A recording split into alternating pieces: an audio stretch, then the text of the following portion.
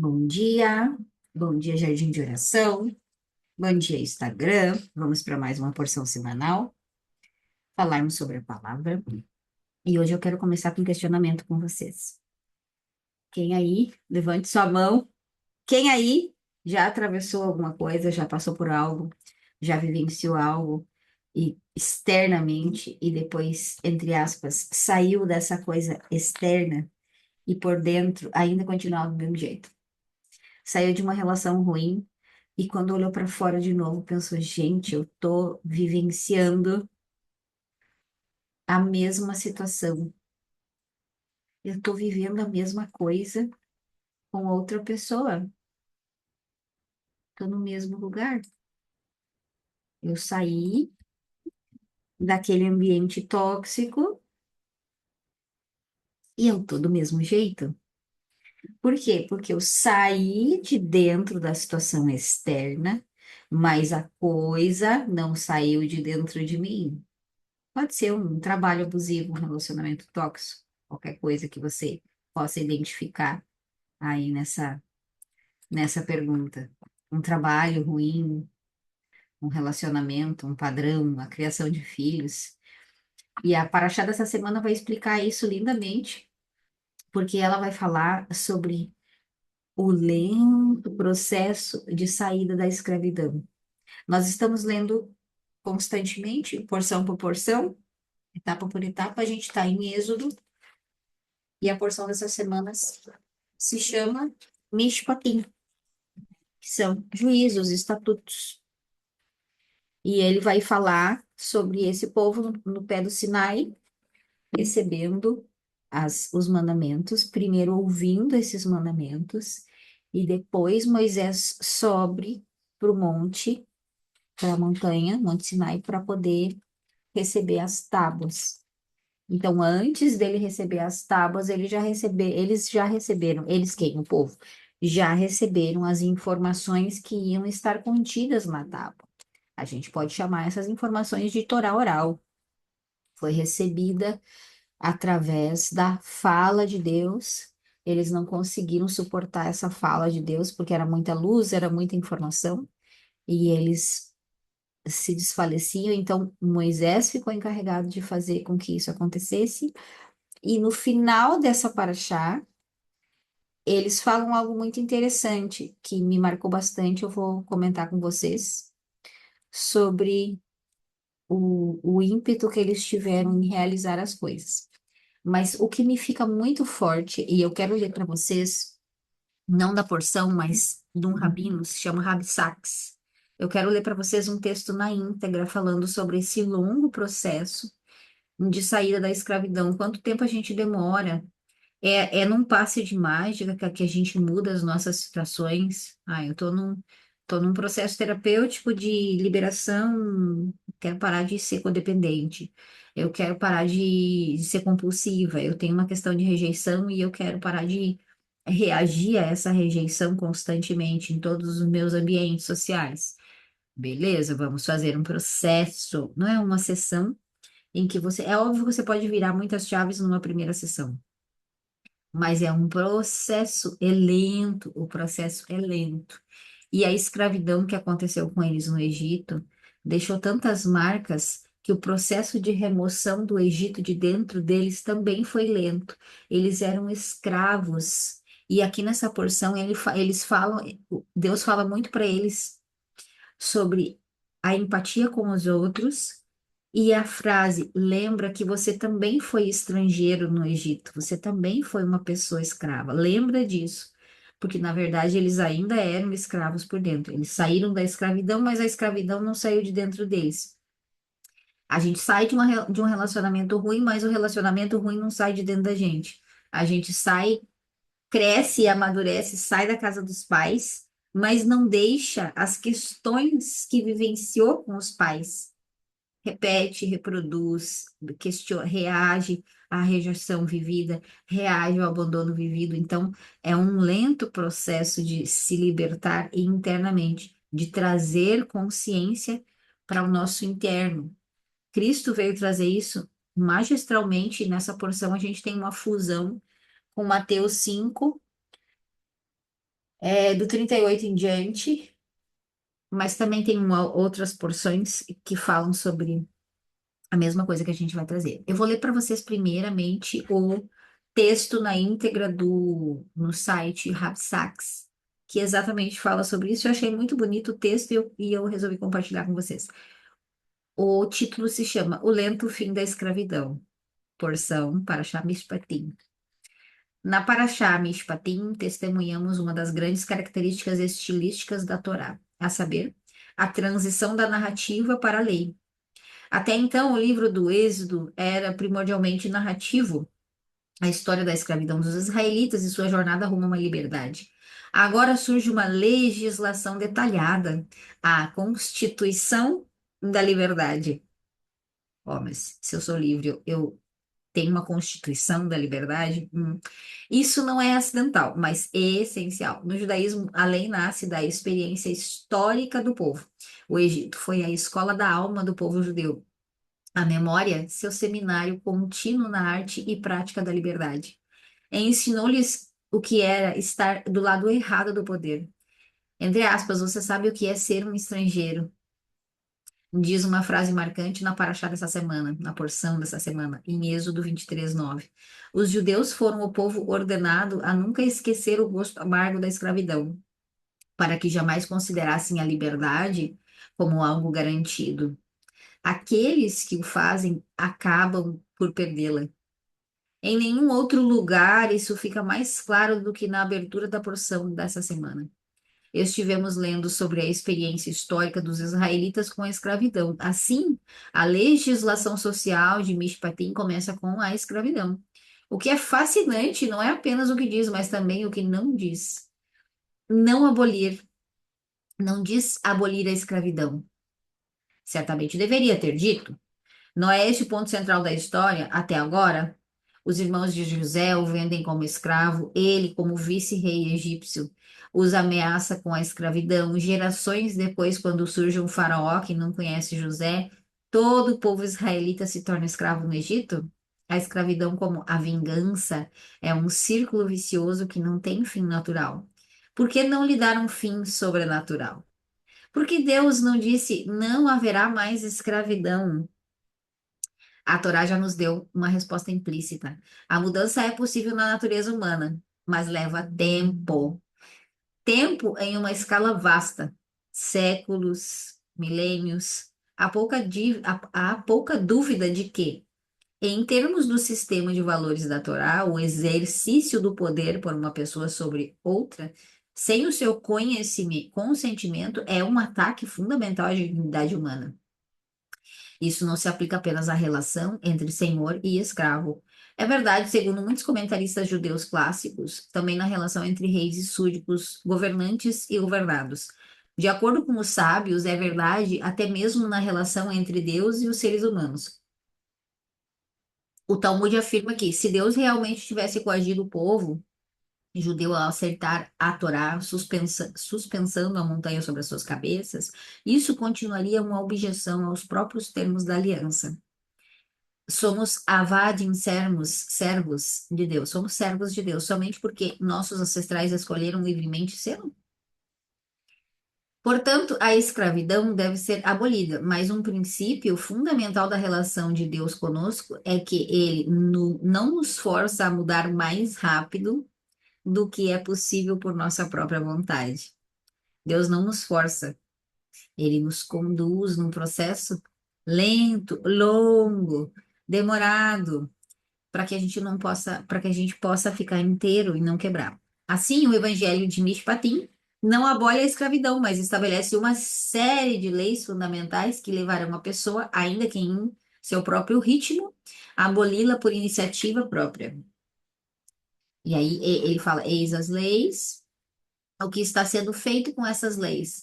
Primeiro, uma mudança fundamental está ocorrendo na natureza da escravidão. Ela não é mais um estado permanente, é uma condição temporária. Um escravo hebreu é libertado após 7 anos. Ele ou ela sabe disso. A liberdade aguarda o escravo não por capricho do Senhor, mas por mandamento divino. Quando você sabe que dentro de um prazo determinado será livre, você pode ser um escravo no corpo, mas em sua própria mente, você é um ser humano livre que perdeu temporariamente sua liberdade. Isso em si é revolucionário. Mas isso por si só não bastava. 6 anos é muito tempo. Daí a instituição do Shabat, decretado para que um dia em cada 7 o escravo pudesse respirar ar puro. Ninguém podia obrigá-lo a trabalhar. Mas a Torá também está bem ciente de que nem todo escravo deseja liberdade. Isso também emerge na história israelita. Mais de uma vez no deserto, os israelitas quiseram voltar para o Egito. Eles disseram: lembramos-nos dos peixes que comíamos de graça no Egito, e também dos pepinos, dos melões, do alho poró, das cebolas e dos alhos. Como Rashi destaca, a expressão sem custo não pode ser entendida literalmente. Eles pagaram por isso com seu trabalho e suas vidas. Sem custo significa livre de mitzvot, de mandamentos, obrigações e deveres. A liberdade tem um preço alto, a saber, a responsabilidade moral. Muitas pessoas demonstraram o que Erich Fromm chamou de medo da liberdade. Rousseau falava em forçar as pessoas a serem livres, uma visão que, com o tempo, levou ao período de terror após a Revolução Francesa. Vou só pausar aqui para falar sobre o tema que eu estava falando com vocês. Muita gente tem medo da liberdade. A gente pode trocar, muita gente tem medo de ser feliz. Imagina o que é ser feliz, cria nesse imaginário o desejo de viver aquilo, porém repete padrões inconscientes que são prejudiciais, padrões de agressão, padrões de rejeição e isolamento, inúmeros padrões, entre aspas, tóxicos, prejudiciais e que não geram felicidade, não promovem a felicidade. Só que experimentar algo que vai gerar felicidade gera medo. Por quê? Porque significa ser algo que eu não sou ainda. Eu não tenho como sair de uma relação difícil e já conquistar uma relação perfeita, aquela perfeição do meu imaginário, porque eu não suporto isso, não cabe em mim, porque para isso eu teria que não ser eu, porque tudo que eu sou constituída são sinapses neurais de resposta a traumas. Então, eu preciso primeiro passar por um processo de libertação. E a palavra da semana está falando sobre isso, e eu estou achando isso maravilhoso, e maravilhoso de compartilhar com todas vocês aqui. A Torá não obriga as pessoas a serem livres, mas insiste em um ritual de estigmatização. Se um escravo se recusar a ser libertado, seu senhor o levará até a porta, ou o batente da porta lhe furará a orelha como uma sovelha. Rashi explica. Porque a orelha foi escolhida para ser perfurada em vez de todos os outros membros do corpo, disse o rabino Yohanan Ben Zakkai. O ouvido que ouviu no Monte Sinai, pois os filhos de Israel me são servos. E ele, no entanto, prosseguiu e adquiriu um mestre para si, mesmo que tivesse a orelha perfurada. Rabi Shimon explicou este versículo de uma maneira bela. Porque a porta e o batente são diferentes dos outros objetos da casa. Deus, na verdade, disse: a porta e o batente foram testemunhas no Egito, quando passei por cima da verga e dos 2 batentes. E disse: pois os filhos de Israel são os meus servos. Eles são os meus servos, não servos de servos. E este homem seguiu em frente e adquiriu um senhor para si, terá a orelha furada para, na presença deles. Um escravo pode permanecer escravo, mas não sem ser lembrado de que isso não é o que Deus deseja para seu povo. O resultado dessas leis foi a criação de uma dinâmica que, no fim, levaria à abolição da escravidão, em uma época de livre escolha humana. Mesma coisa no que eu estou trazendo a metáfora aqui, a relação com o relacionamento. Dentro do ambiente terapêutico, por exemplo, onde uma mulher não teve um bom contato com sua mãe, estou trazendo um exemplo. Uma mulher que não teve um bom contato com a sua mãe, não experimentou acolhimento, uma uma palavra de afirmação positiva, uma validação da sua mãe, e vem para o ambiente terapêutico e recebe isso da terapeuta, ressignifica, então ela automaticamente, não no passe de mágica, automaticamente, gradativamente, ela vai mudando as relações externas, porque ela vai criando sinapse daquilo vai parando de reagir conforme reagia antes. É muito bonito de ver. E assim acontece os quakers, metodistas e evangélicos, entre os quais se destaca William Wilberforce, que liderou a campanha na Grã-Bretanha para abolir o comércio de escravos. foram movidos por convicções religiosas, inspirados sobretudo pela narrativa bíblica do Êxodo e pelo desafio de Isaías, proclamar a liberdade aos cativos e aos prisioneiros, libertação das trevas. A escravidão foi abolida nos Estados Unidos somente após uma guerra civil, e houve quem citasse a Bíblia em defesa da escravidão, como disse Abraham Lincoln em seu segundo discurso de posse. Dois pontos, abre aspas. Ambos leem a mesma Bíblia e oram ao mesmo Deus, e cada um invoca sua ajuda contra o outro. Pode parecer estranho que alguém ouse pedir ajuda de um Deus justo para tirar o pão do suor do rosto dos outros homens, mas não julguemos, para que não sejamos julgados. No entanto, a escravidão foi abolida nos Estados Unidos, em grande parte devido à afirmação na Declaração de Independência de que todos os homens são criados iguais e dotados pelo seu Criador de direitos inalienáveis entre eles a vida, a liberdade e a busca da felicidade. Jefferson, que escreveu essas palavras, era ele próprio proprietário de escravos. Contudo, tal é o poder latente dos ideais que eventualmente as pessoas percebem que, ao insistirem no seu direito à liberdade e à dignidade, enquanto negam aos outros, vivem uma contradição. E aí que a mudança acontece e leva tempo. Se a história nos ensina algo, é que Deus tem paciência. Embora muitas vezes seja duramente testada, ele queria a abolição da escravidão. Mas queria que isso fosse feito por seres humanos livres, que chegassem a compreender por si mesmo a maldade que ela representa e o mal que ela causa. O Deus da história não nos ensinou a estudá-la. Tinha fé de que eventualmente aprenderíamos a lição da história, que a liberdade é indivisível, devemos conceder liberdade aos outros se realmente queremos liberdade para nós. Eu achei esse texto maravilhoso e resolvi compartilhar na íntegra com vocês. E aí no final, e aí depois de todos esses, voltamos aqui para a palavra, depois de todos os estatutos, leis que fala sobre escravidão, que fala sobre cuidado com o outro, etc. O povo trouxe uma palavra bem interessante. Todas as palavras que Deus falou para nós, faremos. Estamos em Êxodo 24, 3. Moisés escreveu todas as palavras de Deus. Ele se levantou cedo pela manhã e construiu um altar ao pé da montanha, juntamente com 12 pilares, pelas 12 tribos de Israel. Ele enviou os jovens dentre os filhos de Israel e eles ofereceram bois como oferenda queimada e oferenda de paz a Deus. Moisés pegou a metade do sangue e colocou em bacias, a outra metade ele aspergiu no altar. Ele pegou o livro da aliança, já havia um livro, e leu para que o povo ouvisse. E o povo respondeu: Tudo o que Deus declarou, nós faremos e ouviremos. Isso aqui para mim foi a cereja do bolo. Por quê? Porque por exemplo, eu sou uma pessoa executora, eu gosto de fazer, realizar. Então, se alguém me diz uma coisa, olha, tem que fazer tal coisa, mesmo que seja com esses termos, tem que fazer tal coisa, tem que fazer esse ritual, tem que fazer esse processo, tem que fazer isso aqui, tem que não sei o que, tem. O que que eu vou fazer? Eu, na minha personalidade, eu vou fazer. Assim como o povo disse, faremos e ouviremos. Fazer, para mim, é um condicional para que eu possa ter conexão com Deus. Então, eu faço um devocional para me conectar com Deus. Eu faço o meu Shabat. Faço. Nossa, o meu vizinho tá com um carro que não consegue ligar. Vocês conseguem ouvir daí?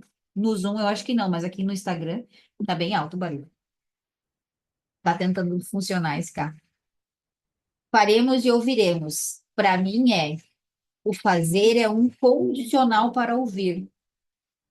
Faça e aí você ouve. Faça o mandamento. Cuide do seu irmão. Trate bem os estrangeiros. Cuide das viúvas. Faça as coisas que está escrito ali. Por quê? Porque aí então você vai ouvir a voz de Deus. E muitas vezes a gente fica ao contrário. Se eu sentir, se eu ouvir, então eu vou fazer. É o contrário que muitas vezes a gente pensa. Eu não concordo com esse tipo de organização mental e creio que a gente precisa ser mais obediente, fazer mais para poder se conectar mais. É um formato. Da mesma forma que A Torá, a palavra, o Pentateuco, os livros, eles nos trazem revelação de quem é Deus. Não tem como a gente ter revelação de quem é Deus sem estudar. A gente precisa estudar, se debruçar, ler, interpretar o texto, buscar aprofundar, ler artigo, ir atrás de conteúdos que possam nos conectar mais com Deus. Então, o estudo vai ser um meio para a conexão com o Pai também. Então, o fazer vem antes. Faremos e então ouviremos. O paralelo lá com Mateus 5 que eu quero comentar com vocês, Mateus 5:38, ele vai dizer assim, ele vai falar sobre os mesmos, alguns, né? Vai falar sobre os mesmos estatutos que foram ditos ali em Êxodo, que eu não li para vocês, sugiro que vocês leiam. E vai dizer assim, Jesus dizendo, Mateus 5:38, ouviste que foi dito, olho por olho, dente por dente. Eu, porém, vos digo, não resistais ao perverso, mas a qualquer que tenha que te ferir na face direita, volta a ti também a outra.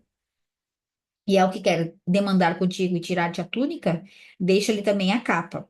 Se alguém te obrigar a andar uma milha, vai com ele duas. Dá a que te pede e não voltes as costas ao que deseja que lhe emprestes. Ouvi, ouviste o que foi dito, amarás o teu próximo e odiarás o teu inimigo. Eu, porém, vos digo: amai os vossos inimigos e orai pelos que vos perseguem. O que Cristo está dizendo para nós? Dentro desse processo que eu acabei de ler para vocês, o processo longo de saída da escravidão, de saída dessa briga que a gente vivencia internamente.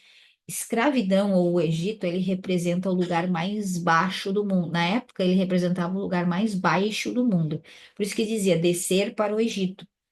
Era o lugar mais baixo que existia. Então, todo o povo desceu para o lugar mais baixo que existia.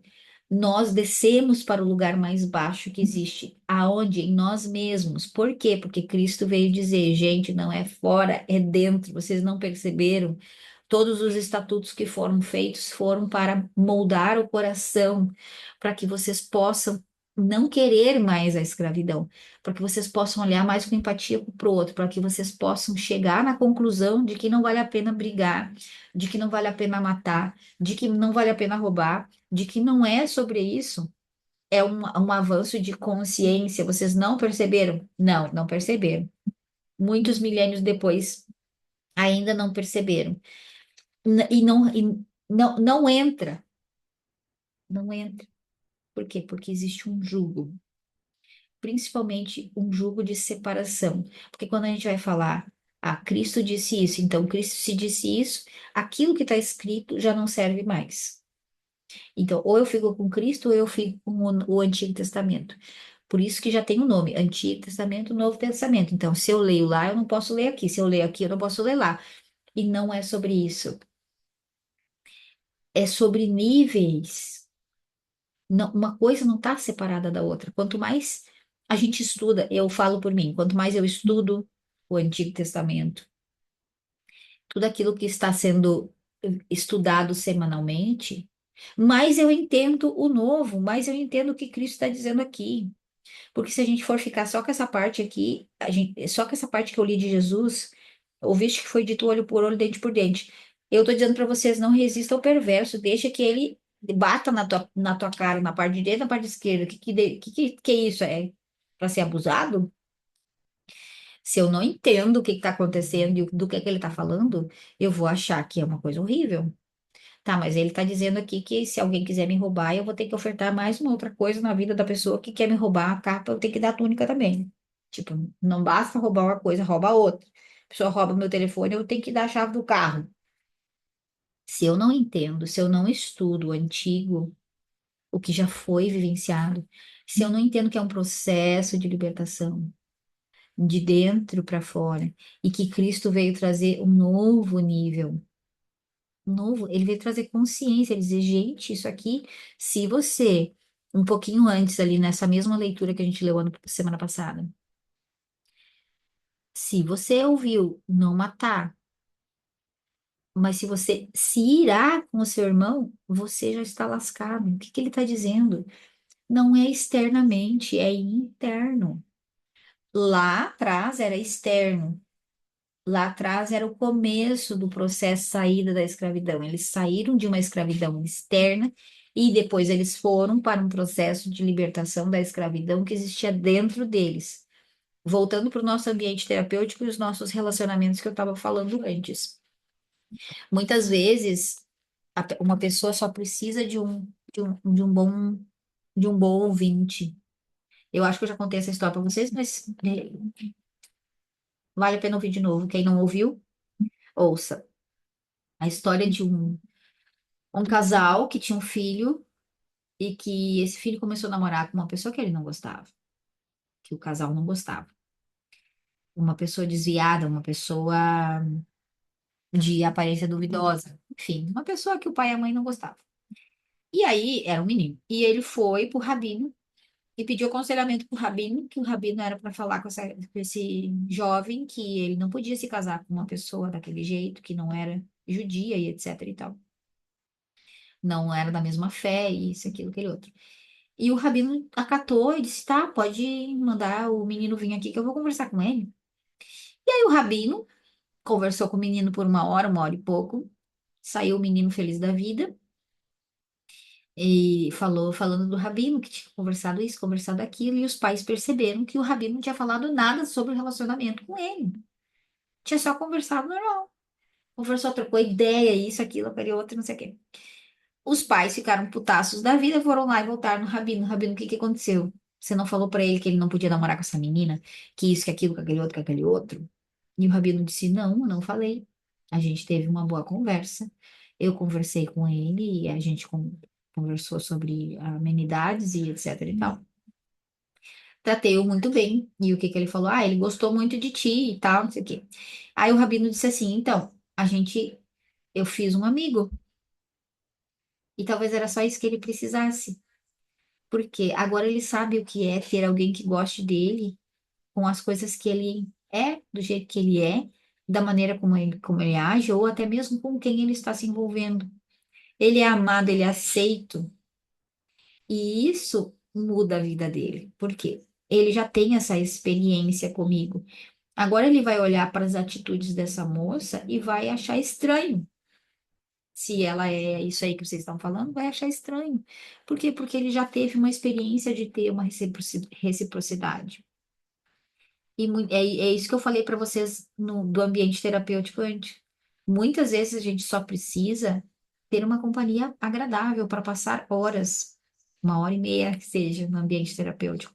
Muda internamente. Eu volto para casa e eu já não sou a mesma pessoa. Por quê? Porque eu tenho uma experiência interna de uma boa conversa, eu tenho uma experiência de ter uma amiga, de ter uma mulher que representa uma mãe, ou se for um terapeuta homem, que representa esse pai, esse amigo, esse irmão que não tivemos. Isso modifica. É assim como Deus está tendo paciência conosco. Senão, se você experimentar isso, você vai chegar nessa conclusão. Se você fazer isso que eu estou dizendo, você vai chegar nessa conclusão através do ato feito para que através dessa conclusão você olhe para o seu irmão e não queira mais. Você não se ire mais, você não fique mais irado com ele. Você olhe para os homens, você olhe para uma mulher e não deseje mais essa mulher com os olhos. Não peque com os olhos, porque você já não mudou internamente, já virou a chave. Você olhe para uma comida e não queira mais desesperadamente comer, não precisa de caneta. Por quê? Porque você está mudando internamente. Não é mais o externo, é interno, é um novo nível. Então, esse é o recado que eu tenho para vocês dessa semana. Para mim, no estudo, ficou muito marcante o final dessa porção, quando fala Nasce venishma, faremos e ouviremos. Fazer para primeiro ouvir. Fazer para que a nossa consciência mude. Fazer coisas que vão modificar o nosso interno. Através desse interno, a gente modifica o externo. Começa dentro. Na história do povo, começou com a escravidão fora. Saiu da escravidão do lado de fora, Deus está retirando a escravidão do lado de dentro. E isso leva tempo. Sair, voltamos para o nosso relacionamento. Sair de um relacionamento que vibra rejeição leva tempo. Sair de uma compulsão leva tempo. Sair de um vício emocional leva tempo. Precisa ser feito várias coisas que vão fazer com que o indivíduo modifique a si mesmo por dentro, a sua consciência. Leva tempo. A gente precisa confiar e fazer. Eu, por exemplo, trabalho com psicologia corporal, que faz o quê? Que modifica também o corpo. Não no sentido de magro e gordo, no sentido de tensão e relaxamento. Então, muitas vezes a pessoa está super mega estressada, brigando com todo mundo e ela só precisa dormir direito. Só precisa dormir, ter um sono reparador. Ela só precisa distensionar o pescoço. Então, eu digo, vamos fazer uma massagem. A pessoa não entende nada. Por que que a massagem vai fazer com que ela melhore a relação dela? É porque ela está extremamente estressada, ela não consegue enxergar um palmo na frente do nariz, a não ser reclamar e brigar. E ela precisa relaxar, precisa que a musculatura dela solte. Então, é fazer um ato que aparece que nada tem a ver com a relação, com a emoção, etc e tal, mas que depois vai trazer muita clareza, vai trazer mais consciência. Ela vai pensar: nossa, eu relaxei tanto que eu até enxerguei a situação de uma maneira mais clara. Mesma coisa que no ambiente do trabalho. Uma pessoa tem que tomar uma decisão no ambiente do trabalho e essa decisão vai reverberar em todos os colaboradores. E ela está super estressada, então se ela relaxa, faz uma massagem, faz um algo que distensione o corpo, toma um banho bem quentinho, depois você volta para bater o martelo da decisão. Veja que o corpo modifica muito a consciência. É o mesmo sentido. Lentamente a gente vai alterando de dentro para fora para que esse externo já não seja mais o mesmo, mas que também o interno que seja o promotor dessa mudança e não o externo. Não é o outro que vai fazer com que eu me sinta bem. Eu estou bem. Logo, eu promovo o bem do lado de fora também. Faz sentido para vocês? Eu quero ouvir vocês aqui no Zoom, aqui no Instagram. Eu fico por aqui. Que nós possamos ter essa clareza de que Deus está nos conduzindo de uma forma lenta para sairmos de uma escravidão externa e depois interna, constantemente por milênios. Que a gente possa ter essa clareza. Beijo para vocês aqui no Instagram, eu fico no Zoom. Quero ouvir. Tô louca para ouvir a Carol. Na verdade, a Carol já chegou em casa. A Carol recebeu bastante do Senhor também em relação à porção da semana. E acabou que eu não conversei com ela. Alguém quer comentar? Verdade, a gente não conversou, né? Não, eu fiquei muito entristecida com algumas coisas que eu li. Esse, entristecida com isso que eu disse para vocês do cara. Por que que tem pessoas que não conseguem simplesmente faz, tá escrito ali, faremos e ouviremos, faz, só faz as coisas que precisa fazer. E eu sofro muito com isso por causa das minhas clientes que muitas vezes não fazem aquilo que eu peço. Por quê? Porque elas não entendem. Elas querem primeiro entender para depois fazer. E a ideia é o contrário, fazer. Eu recebi uma palavra essa semana que fala muito a respeito disso, sabe? A gente sabe que nós estamos num momento, né? Debaixo de um tempo que fala muito sobre julgamentos, né, Sheila? Sobre juízos, né? Interno. E essa dificuldade que muitas vezes a gente tem de fazer, é, ela é muito relacionada também ao lugar de orgulho, sabe? E quando a gente consegue estar debaixo da soberania do Senhor, de fato, e a gente consegue observar e fazer aquilo que o Senhor diz, mas não somente a respeito do Senhor. Vamos para o lugar que a Sheila levou a gente, que é o ambiente terapêutico.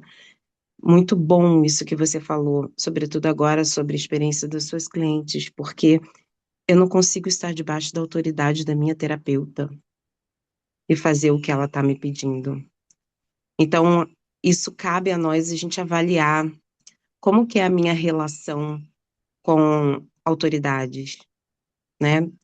Como que é a minha relação com relação à obediência, a crer, a não, peraí, eu vou fazer. Ah, mas eu não sei se abandonar os pensamentos e simplesmente fazer o que precisa ser feito, né? Como que eu me relaciono com isso? Porque se você parar para pensar, se você não consegue acatar o que uma terapeuta está dizendo para você fazer, que é uma pessoa que você foi ali, designou, né? Você às vezes está ali, está pagando aquele valor, né? Você está investindo teu tempo, teu dinheiro, tuas esperanças, expectativas, né? Será que você vai conseguir também se colocar debaixo do soberano e fazer aquilo que precisa ser feito? Qual o meu grau de obediência? O quanto de importância eu dou para o meu controle, para a ilusão de que eu controlo alguma coisa, né? Que na verdade não passa de uma ilusão. E tem sido ministrado muitas palavras a respeito disso, porque é exatamente o tempo que a gente está, e isso tem conversado muito comigo, porque é uma oferta muito antiga, e a gente ainda cai nela, né? É uma oferta muito antiga. Controle total, você saber o que está certo, o que está errado, e não se submeter e não fazer. E é muito interessante você trazer isso, sabe, Sheila, desse ambiente terapêutico. E não somente do ambiente terapêutico, mas de coisas que a gente fala, cara, é tão simples, isso aqui eu sei que pode mudar, eu sei que isso aqui pode alterar, eu sei que isso aqui pode me fazer me sentir melhor, eu sei que se eu fizer isso aqui, o resultado vai ser esse, eu sei, mas eu não faço, né? Muito pertinente essa palavra, Sheila. Eu li numa outra Bíblia, na Bíblia judaica, algumas referências bem interessantes. Eu li várias coisas no, no Novo Testamento. Mateus 5:38 a 42 que eu mandei no grupo, Mateus 15:1-20, Marcos 7:1-23, Atos 23:1-11 e Hebreus 9:15-22.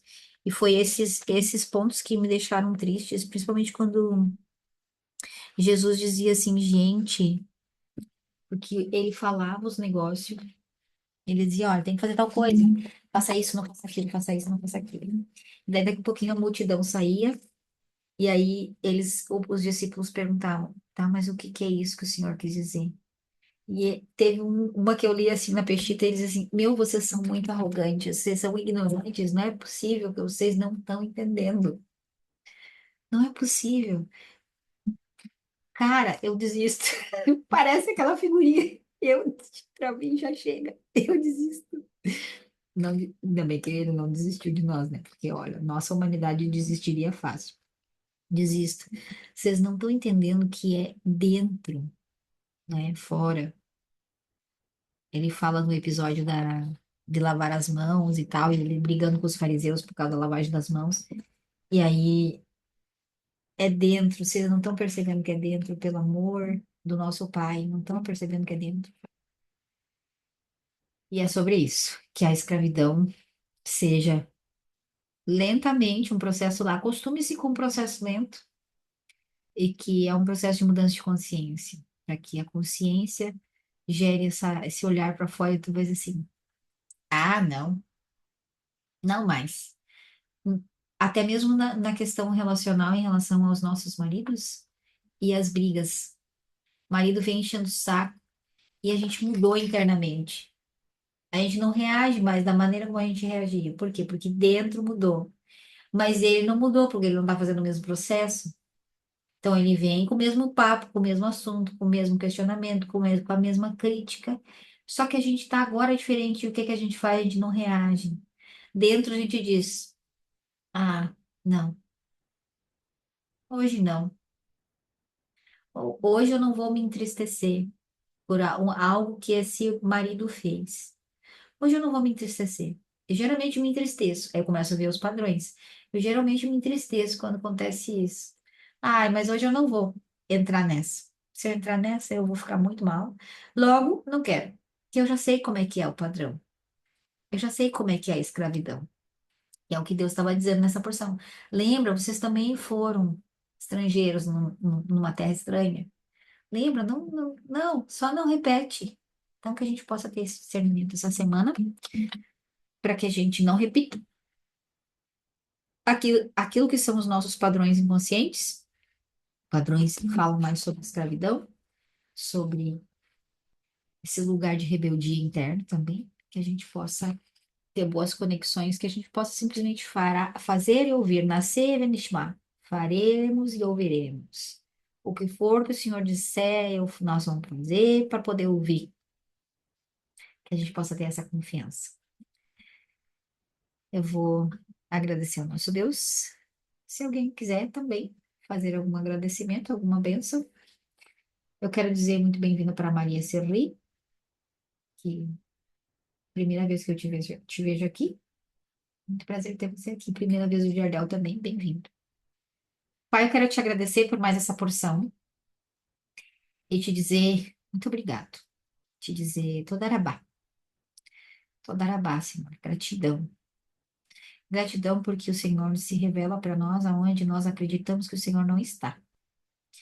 O Senhor se mostra presente nos momentos em que achamos que não é o Senhor e que sim é o que é assim chamado o inimigo das nossas almas.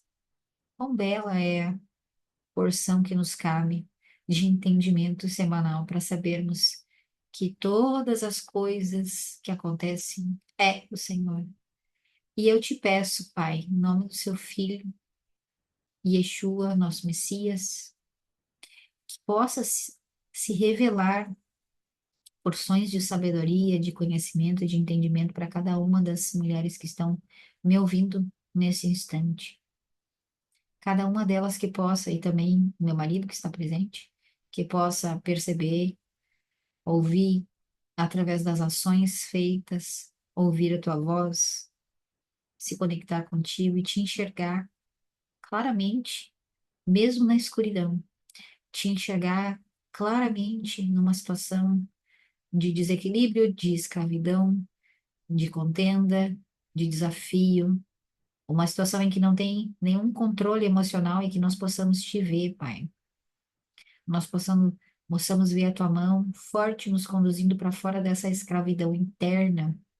Nós já sabemos que na história a escravidão externa já passou, mas que nós possamos, Pai, ter o mérito essa semana de vivenciar um avanço veloz no conhecimento de quem tu és através da libertação da escravidão interna, que nós possamos ter revelação daquilo que Cristo está falando. Dê a outra face, que isso não seja visto como um abuso, mas que seja visto como algo esplendoroso que Cristo está trazendo para nós, um nível maior, que nós possamos andar a segunda milha, que nós possamos ser racídicos, que nós possamos fazer sempre a mais. Se alguém nos pede A, que nós possamos entregar o B, que nós possamos ser generosos, sabendo que a abundância existe internamente, que a escravidão barra escassez permaneça somente na lembrança de uma história e não numa repetição traumática, que as nossas relações sejam umidificadas pela tua palavra, que é a água viva, que cobre, que protege, que nós possamos navegar nessas águas com regozijo, não com medo, que nós possamos adentrar, mesmo sabendo que a água é gelada, que nós possamos adentrar, nos deitar e relaxar dentro dela, que as emoções que aconteçam nessa semana sejam todas elas bênçãos reveladas, que cada mulher possa receber instrução do que fazer, que a leitura dessa semana permeie o nosso coração, o nosso entendimento, nosso conhecimento, para que nós possamos ter ímpeto, nos dê ímpeto, Pai, que a gente possa fazer simplesmente ser uma personalidade que executa, não apenas que sente primeiro, que executa primeiro, que nós possamos ter ações que falam dos céus, ações que falam do teu reino, promovendo o teu reino, estabelecendo o teu reino na nossa casa, com os nossos vizinhos, no nosso prédio, na terra na qual vivemos, na terra na qual estabelecemos morada, que nós possamos bem dizer todas as coisas ao nosso redor, para que através disso criamos uma atmosfera de luz, de amor, de liberdade, não uma liberdade sem estatutos, não uma liberdade que fala sobre aquilo que a nossa alma animal quer e deseja, uma liberdade que fala sobre um relacionamento contigo, um casamento contigo, que a nossa aliança seja um casamento contigo, que o nosso amor seja respeitoso para contigo, que nós possamos tomar ações que te respeitem, que falem quem o Senhor é, que nós possamos, todas nós, ser elevadas para aquelas que promovem o teu reino, para aquelas que revelam o teu nome escondido atrás das trevas, atrás da escuridão, atrás da dificuldade, atrás da falta de gestão das emoções, atrás daquilo que todas nós diríamos antigamente. Isto é o inimigo. Que nós possamos, nessa semana, dizer: isto é o Senhor agindo na minha vida, isso é a mão forte e poderosa do meu Pai me tirando da escravidão interna. Eu sei, eu tenho confiança e eu agradeço, mesmo que seja difícil, que nós possamos ser inculcadas, Pai, em cada cabeça, cada mente, que possa estar cativa, que seja revelada dentro de cada mentalidade o teu nome. Todas as situações é o Senhor, que cada uma possa se saber amada por ti, sendo revelado o teu nome, que elas não possam esperar apenas para que externamente seja revelado, mas que internamente elas mesmas se revelem a si mesmas o teu nome, dizendo: isto é o Senhor, isto também é o Senhor. Esse lugar escuro, essa rejeição que eu sempre acreditei que fosse injusto comigo, é o Senhor me forjando independente, me forjando autônoma. Esse abandono me forjando ser uma pessoa amorosa, todas as cicatrizes infantis é a mão do Senhor poderosa, amorosa e gentil para conosco, e nós te agradecemos por isso, Pai, que cada uma delas possa te ver em meio à situação difícil, a traição, a injustiça, a humilhação, as feridas infantis, que sejam reveladas como a tua mão poderosa, forte e firme, conduzindo elas para serem quem elas são hoje, que a essência delas seja revelada nessa semana como líderes. Líderes não que impõem algo forçadamente, mas líderes que inspiram, que nós possamos ser mulheres que inspiram, homens que inspiram a nossa casa, a nossa família, que haja Shalom Bait, que haja bênçãos reveladas, que haja boas notícias, que haja paz entre nós. Que o Senhor possa estender a sua paz entre nós, assim como o Senhor estende a paz nas alturas, que estenda a paz entre nós mulheres, entre nós os nossos maridos, entre nós e os nossos filhos, que haja paz na nossa casa, que haja paz no nosso governo, que haja paz no nosso estado, que haja paz na nossa terra, que haja paz aonde nós pisarmos o pé e que nós possamos ser emissários do Senhor, não para colocar goela abaixo uma religião, mas expressarmos um amor genuíno que vem de dentro, uma liberdade que vem de dentro, que a paz reine dentro dos nossos corações e que nós possamos receber novamente a coroa que recebemos lá no Sinai, a aliança que recebemos no Sinai, o ouvido que estava aberto no Sinai, que possamos ter esses ouvidos abertos novamente, que os méritos da nossa leitura, do nosso estudo de Torá, sejam para Rifua Shilemar, de Evelyn, filha de Lauren, que ela possa ter uma vida longa, que seja revelado a tua face no rosto, no cérebro, no coração dela, que ela possa ter muitos filhos, um bom marido e que ela viva em paz por muitos e muitos anos. Amém, que assim seja a sua vontade. Amém? Amém. Posso falar uma coisa, Sheila? Deve. Esse, contar para vocês uma coisa que aconteceu que eu acho que vai ser legal para muitas de nós. Esse fim de semana aconteceu uma situação e aí o Wagner ficou bem pistola, sabe? Aí eu olhei e eu falei, meu Deus, olha como que a contenda é maravilhosa. A que ponto chegamos, hein, Sheila? Eu falei, que coisa linda! Amei! Eu falei, Deus, essa oportunidade que eu tenho de fazer conforme o Senhor me ensina, essa oportunidade que eu tenho de viver a Sua palavra na prática. O Senhor está colocando essa situação aqui. Que lindo isso! E aí aconteceu, né, conforme deveria e tal, e eu pensei, meu Deus, um testemunho do que é a transformação que a sua palavra faz na gente. Então aqui eu tenho uma oportunidade de mostrar o Cristo para o meu marido, de mostrar para ele que sim, eu vivi uma mudança, uma transformação interna, que a palavra me transformou. E ali foi exatamente assim. Eu agradeci e ele ficou muito constrangido pela forma como eu reagi, porque não foi mais a mesma, né, foi diferente, tem sido assim. Então, a gente olhar para essa contenda como um treino prático dado generosamente pelo Senhor, para a gente se fixar naquilo tudo que Ele nos ensina, que muitas vezes a nossa mente sabe, mas aí na hora de agir a gente faz diferente, muda tudo, sabe? Muda tudo. E aí eu estava pensando nessa paraxá e também na unção que a gente carrega nesse mês de julgamentos, principalmente em Jeremias, né, que ele vai, libera todos os escravos, depois volta atrás, e assim, ah, você voltou atrás? Então tá bom. Agora você vai para a mão do rei, que está atrás de você querendo te matar. Agora tu vai para a mão dos babilônios.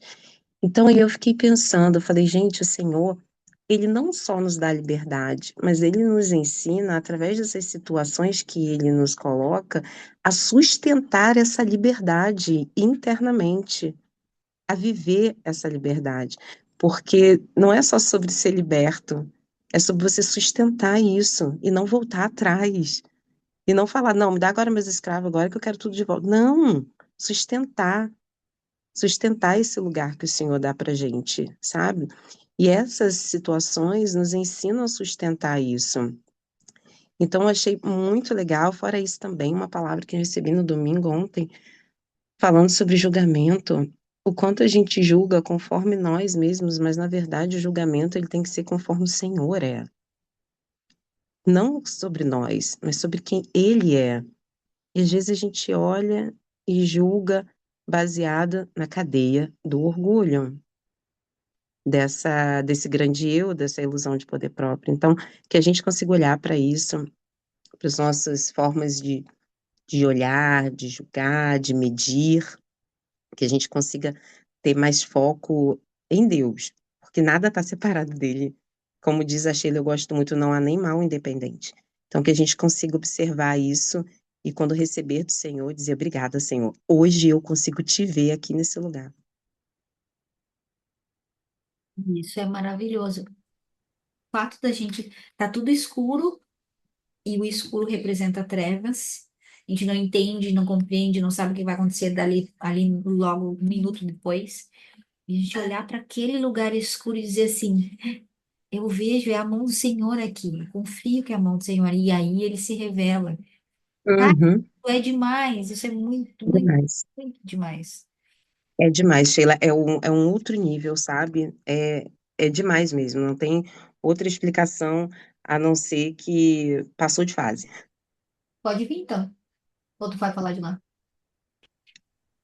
E aí, bom dia, pessoal. Eu falei pra Sheila aqui do ladinho da sala, eu quero falar uma coisa também. E o que eu quero trazer para vocês é que muitas vezes eu já ouvi e também já reproduzi a fala de que se nós estamos com Jesus, nós temos só dois mandamentos, que é amar a Deus acima de todas as coisas e amar o próximo como a si mesmo. Frases que inclusive não estão na Bíblia. Pode buscar em todos os textos, tanto do Novo quanto do Velho Testamento, não há um texto que diz assim: você deve amar a Deus acima de todas as coisas. Isso é escrito de várias outras maneiras, mas não especificamente assim. Isso é um conhecimento popular que se reproduziu. Mas se a gente for pegar realmente os 4 evangelhos que narram a vida de Jesus, se nós formos pegar depois as cartas, os textos paralelos, entendendo mais sobre quem é Jesus, nós temos uma série de recomendações de Jesus de o que fazer e o que não fazer, que transcendem muito estes 2 mandamentos. Estes 2 mandamentos, eles são a base psicológica, mental, emocional, que é o motivo pelo qual nós fizemos a ação. Fizemos ou para melhorar a vida de alguém, amar o próximo como a mim mesmo, ou para estreitar a minha conexão com Deus. Amar a Deus com todo o meu coração, toda a minha alma, todas as minhas posses, como diz no texto. E aí a gente pode ficar em dúvida, tá, então, mas o que fazer? O que fazer? O que eu faço para expressar esse amor ao próximo e expressar o amor a Deus? Aí eu posso ir no Sermão da Montanha e essa é a minha sugestão. Leiam em casa, leiam com as suas famílias, de hoje até quinta-feira, então hoje à noite, terça à noite, quarta à noite, durante 3 dias, são 3 capítulos bem curtos, inclusive, Mateus 5, 6 e 7.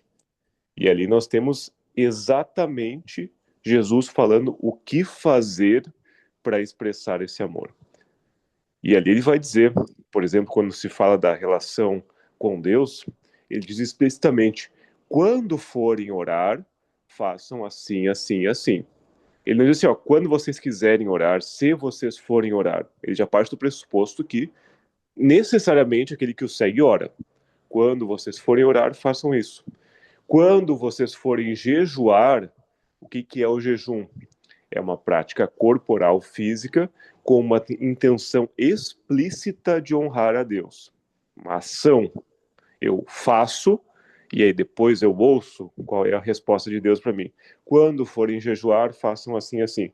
Quando forem dar esmolas, essa palavra muda de acordo com a Bíblia, alguns dizem generosidade, alguns dizem, mas é quando eu for ajudar alguém, quando eu for servir, quando eu for dar dinheiro, quando eu for fazer uma oferta, façam assim, assim, assim.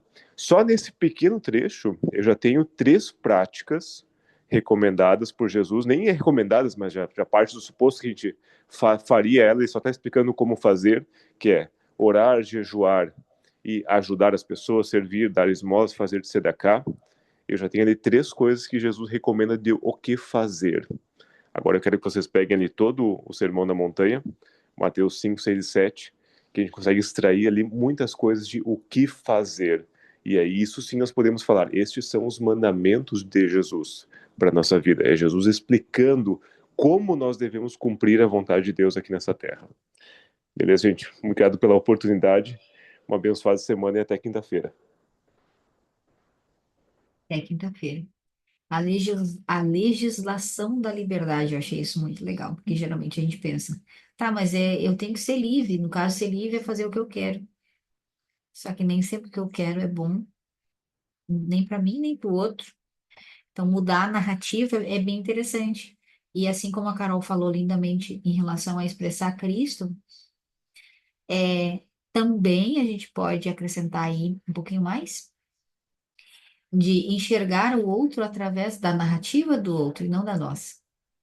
A gente julga o outro através da nossa narrativa. Então, aí eu fiz isso e ele fez aquilo e aquilo me molestou, é muito eu. Agora, se eu tocar a informação e narrar a história através de dentro do corpo do outro, como seria? A gente teria uma capacidade muito grande de ver o outro, o que o outro está passando e o que Deus está tratando nesse outro, o que Deus está tratando nesse indivíduo. Ai, tá tratando isso, gente, isso tá doendo muito nele. Eu tenho empatia. E aí, através dessa dor que esse indivíduo tá vivendo, ele tá gritando e tá me afetando. Mas, cara, tá doendo muito do lado de lá. Doeu aqui, mas eu posso. Eu e Deus aqui, eu consigo enxergar mais do que ele está enxergando. E aí eu mudo a forma como que eu respondo. Aí eu tenho uma expressão de Cristo ainda mais ampla dentro da nossa casa e na nossa sociedade. Gente, gratidão por hoje. 8h05, galera. Vou tomar mais um café e volto para a leitura do livro já já. Um beijo para vocês e até. Obrigada, Sheila, muito bom. Bom dia, pessoal. Bom dia.